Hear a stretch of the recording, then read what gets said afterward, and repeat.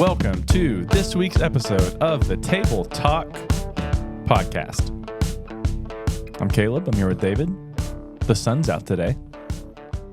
Yes, it is. It feels good. It feels nice. Yeah, it's been like a flood the last few days, literally. Mm-hmm. Yeah, it's been kind of gross. It has been.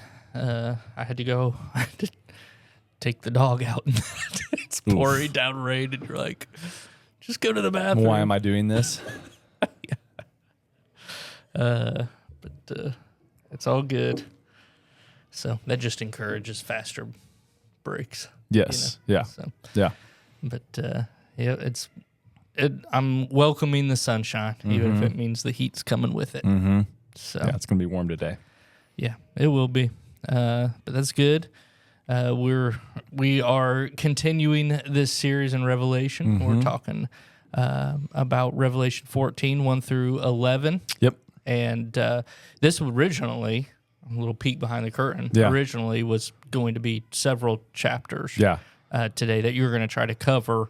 And as you got into it, sounds like you just went, this needs to be dug into a little more. Yeah. I mean, I got into it and I was going to do 14, 15, and 16. I was like, well, that just feels like too much because really 14 is kind of like the conclusion to 12 and 13, and 15 and 16 kind of sit off on their own. So it's like, all right, I don't want to do that. And then I got into 14, and it was like, there's so much happening in the first 11 verses. It's like, I don't think that I can do that and then tack on the rest of the chapter with it. So it'll get interesting to see how we handle this in the weeks coming up. But I think it's important for us to notice too with that, like the way we divide our Bible up with like chapters and verses, like that's a modern concept. Yeah. It wasn't how they were thinking at the time. Yeah. And it's really helpful for us to like remember things or reference things or find things, but that's not like necessarily how things were broken up. Yeah, it was a tool created by scribes and by monks. Yeah. A tool for us to be able to find things quickly. And they did a good job. Yeah. Like when you overall you think about it, it's like, no, it's broken up pretty well when you consider they had no they're like they did this out of like just out of their minds. Yeah. Like this is probably a decent place to stop. Right. And it's like it's done pretty well. Yeah. And it is super helpful, but it's also super helpful to know that John wasn't going, John, chapter 1, verse 1, in the beginning. Right. Chapter 2. Mm-hmm. No, this is all one big long letter. Mm-hmm. And it's important to read the Bible in that way. They actually make Bibles. I have a set that it's just a continuous. Yeah. It's more like a book. Yeah. Rather than broken up for study. And if you are somebody who reads those are kind of distracting because that's kind of what happens to me is I can get distracted pretty easily. If I have a book that has so many notes in it or like a study guide Bible type thing, sometimes I'll read through and I'll get distracted. And it's like, I just want to be able to read through this. Yeah. And it's the books I have are, they're like easier to read letters and stuff like that. So, there may be people who listening that go, oh, that would be nice. Helpful. Yeah. To be able to have that and then just you read until you feel like, okay, I've read what I want to read, or this is a good stopping point for me, rather than being like, oh, I've got to plow through this whole chapter in order to get the whole thing. It's like, well, those chapters are a tool, not inspired. Yeah, right, exactly. And I even think just that's so important for us to keep in mind as we approach Scripture, that like even the original Hebrew and Greek, like Greek especially, like there's not like spaces between sentences. Like it just keeps going in the Greek language and what it was written. And so it's all capital letters. Like it's just, it's hard. You know, Bible translation is tough. And so those references are really helpful for us. But yeah, John was not thinking in those categories. And so even within chapters, like, you know, you just want to try to force things to go together or try to force to break things apart. Yeah. And it's like, well, that wasn't how they were thinking. This was one continuous thought. Yeah. So yeah, just got to keep that in mind. Yeah. Good little factoid to start this. And Revelation,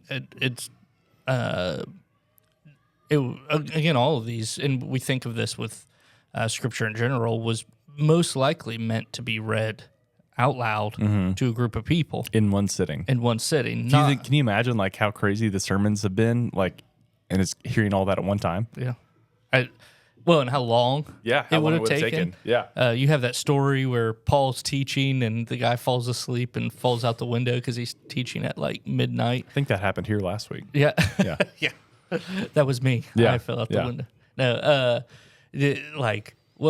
that seems crazy to us, but when you think about how they're reading letters, how they're reading, how they're preaching and stuff like that, it's long form studying or long form reading. Yeah. And it's good for us to do that the same way. And most books were audio books up until for most people up until 500 years ago. Yeah. And probably even less than that until the printing press came in. So it's okay. Like if you take it in as if the long form is helpful, take it in. The Bible app has you can push play and it'll just read for you. It doesn't say chapter 1, verse 2, chapter and stuff like that. So that would probably be helpful, and it would probably be helpful in Revelation as you go through. And it's like this is one long. Yeah. This isn't broken up into these clean chapters and verses. Yeah, well, even 12, 13, and 14, like they go together, but the chapter breaks can make you think like, oh, we're in a different section now or a different part of the story. It's like, nah, these all go together. Yeah. It's just makes it easier to find with the numbers and the chapters and all that stuff. Yeah. Digging into this chapter, it's it's one you've talked pretty regularly about how people have taken Revelation and used it for their own whatever they want out of it, or they've taken weird approaches to it. The 144,000 number is one that people have taken and used. Cult groups and things like that have taken and used and said, hey, there's 144,000 if you know that are saved. If you want to be one of those, then you got to come and join us or whatever. So that's one of those numbers that people throw out as a that gets abused a lot, I will say. And so I like how you covered all of this this week and how you kind of talked that through. Yeah, I mean, that 144,000 number, I heard somebody say several weeks back, which was really helpful for me as I've been studying, is that when it comes to numbers in Revelation, don't count them, but weigh them. Like, what's the significance of this number? So if you think about a couple of things, and this goes to how John is using both Jewish thought and Roman fact, like Roman world language in his writing. There were 12 tribes of Israel in the Old Testament. There were 12 apostles in the New Testament. This is one way to think about this. So 12 and 12, representing the people of God across, the Old Testament tribe represented the people of Israel. The New Testament apostles, in a sense, represent the church. So the people of God across time and space. You have those two 12s. Roman military units were organized in groups of 1,000. And so as we're talking about this 144,000, we're kind of playing on this idea of the Lamb's army. And so you think about the idea of you have, 12 tribes of 1,000, 12,000, 12 apostles, and maybe there's 1,000 of each of those. So it's 12,000 times 12,000, 144,000, which gives this apocalyptic reference to this is a representation of the entire people of God across time and space. So it's not a literal number. It's not a literal group of people. And I think even when John's describing, I saw 144,000 around the throne, he said that, but back in chapter 7, later on, he says, I saw a multitude that nobody could count. So he's using that number to convey something true, which is I'm seeing the entire people of God, Old Testament tribes, like New Testament apostles, like the church, the people of God across time and space gathered around the throne. And so, that number has been twisted, like a lot of numbers in Revelation. Often people maybe even don't realize they're twisting it, but it's that's what John's getting at there. Yeah. And this isn't new to Revelation. They do it in Daniel and stuff like that. And Daniel does very similar things where he says things like 7 years of 7. Yep. And it's or 7 days, and it's like, well, his days represent years, and it's just a weird. it's harder for us to understand, but it would have been more understandable for them. Yeah. And to be able to, one day in Revelation, we'll be able to look back and be able to say, I see exactly what he meant here. Yeah. And Daniel, we can do that more, where we can look back and go, oh, okay, this makes sense leading up to Christ. Yeah. And this is how it works. We were talking about right before the podcast how this book is very much in its time, and it's using language. And when I look at the angels that he's sending out, it feels like so much of a ancient or Roman type idea of like sending these messengers out, sending somebody out with the good news, sending somebody out with the reports of what is happening. And we don't really do that as much today, but at that time, that was the fastest way for news to travel. That would have been a very normal thing to happen during that time. So this book is very much a book of its time, and using language that they would have understood real easily, but it's probably a little bit harder for us. Yeah, I mean, that's true of apocalyptic literature in general. Like, we just don't write this way. We don't speak this way anymore. So even using numbers and names as symbols, like, just it feels more like a mystery novel, that we would write now. But it was just normal for them. And in the same way, like the idea that the angels take forward the evangelion, the gospel, well, that there's so much contrast between like the empirical way of doing things and the Jesus way of doing things in Revelation. So like, when you hear the word gospel in the first century, we almost exclusively use it in association with Christianity now, because that's kind of how the meaning of the term went out. But in the first century, like, that was a term that was used regularly, not just by Christians, but by the Romans. And the Romans use it in a sense of describing the emperor's word or deed, or the ascension of a new emperor to the throne. So this is good news. And you're right, they would send heralds out into the town and say, hey, Octavius has defeated such and such. This is gospel. Nero has ascended the throne. We have a new emperor. This is gospel. This is good news. And so, like, there's just this contrast all throughout the book of, this is the way you see the world work. This is how the world actually works. The Romans send out gospels. This is the gospel, the good news of God. Yeah. And we don't use it very much, that type of language very much today, but we still do some. Yeah. We use it in and this is just coming to my mind. Maybe you may go, no, that's not the same thing. But I think of like sporting events. I know like with the Cavaliers, when they sell out, they'll say something like, "We're 55,000 strong here today," and it's like, okay, he's not giving a specific number. He's saying this place is sold out. And they're wild right now, know, and it's like it's not actually giving you a specific number. Yeah. It's giving you the hey, this place is sold out. People are strong and going crazy for this game. It gives you a sense of what the atmosphere and what the situation is in the game. Yeah, exactly. It gives you the weight of it. Yeah, yeah. And so I know there are several. Cults, and I don't want to misspeak about them, that will use that number, the 144,000. And so all of those things, we have to be careful and guard our hearts with how they're used. And some of them may be right, and that 144,000, that may be a representation of a specific group or something like that.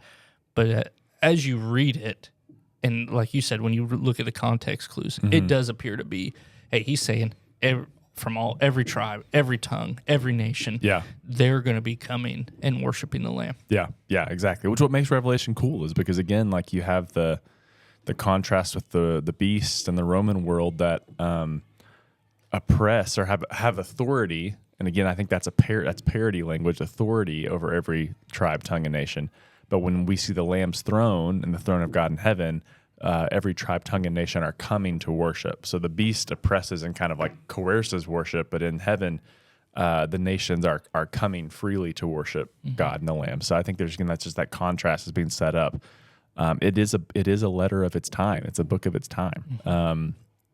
And I actually think that makes Revelation so much more meaningful when we understand what it meant for them, because again, I think we said this last week, like the application might look different for us because the specifics of our time are different, but the core thrust of the message is still there. Yeah.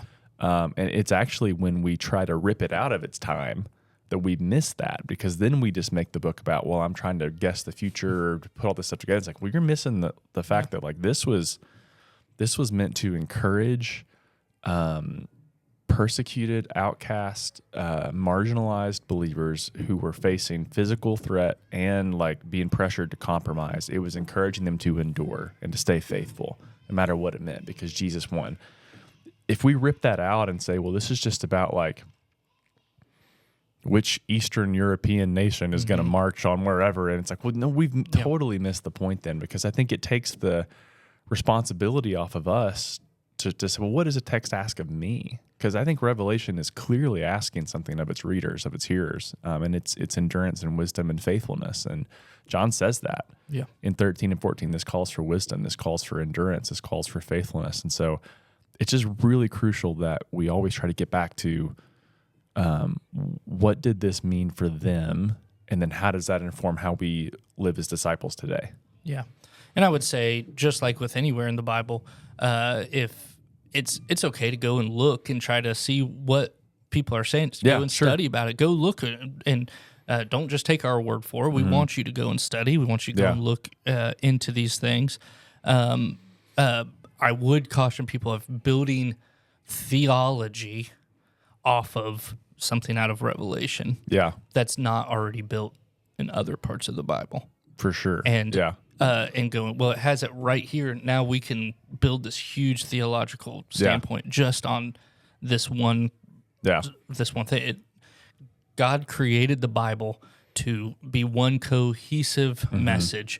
And if what you're saying and pulling out of Revelation is contradictory or opposite of what other places seem to be saying in the Bible, you shouldn't be building your theology on that. Yeah, exactly. Revelation to me, it is full of beautiful theology, but it is theology that reinforces the rest of Scripture. Like I want to say it is like this literary, artistic image that fully reveals like the theological backbone of the biblical story. So when you try to like rip something out and go, well, I'm going to build a theology of the end times on this. Like, well, wait a minute. We already have a theology of the end times. Like, we already know that like Jesus has inaugurated the kingdom. Like, the last days began when he ascended to heaven. We've been living in that for a long time. The early church even expected Jesus to return during their life. So I mean, like this has been going on for a long time. It's just we have to, and it goes back to what we said the very first week about how we interpret Scripture. When we look at the theological context of Scripture, the best interpreter of Scripture is Scripture. Yeah. So if there's contradictions in what we're interpreting, we have, what does the rest of the Bible say about this? How does it inform what I think about this? It's just really important to do that. Yeah. And I mean, I think people should study. I think you should go look. There's a lot of different takes on Revelation. It's a confusing text. There's going to be different takes on it. But I think we just have to be careful, like you just said, not to build something on a text that could be often ripped out of context. Sure. Yep. Heading into the next chapter, as you're heading, you're preaching this upcoming week. Yep. And then Ron's preaching the week after that. Correct. Yep. So what do we have heading into this week? We're going into chapters 15 and 16, which is the last cycle of 7 judgments. So this is the 7 bowls. We've seen 7 seals, 7 trumpets, and now we'll see 7 bowls. And it's kind of like we're picking back up in the story. And so this is kind of like God's ultimate judgment on evil. And the thing about the 3 cycles of 7 judgments, we've said 3 is a number of like completion. So is 7. 3 is the number of the Trinity. 7 is the number, God created the earth in 7 days. There's completion to it. So there's 3 cycles of 7 judgments in Revelation. This is the 3rd cycle. It's kind of like the completion. And it's the most intense view of judgment in Revelation. But it is where, essentially in the text, it shows God's final defeat of evil, and it shows up it shows up as kind of like this precursor to this final battle that we'll get into in the weeks to come. Yeah. Well, that'll be really good. And I'm sure it'll be good conversation for next week on Tabletop Podcast. And, I've really enjoyed these, and I appreciate everybody who's jumping in and listening and digging into the scripture. Make sure you're reading along.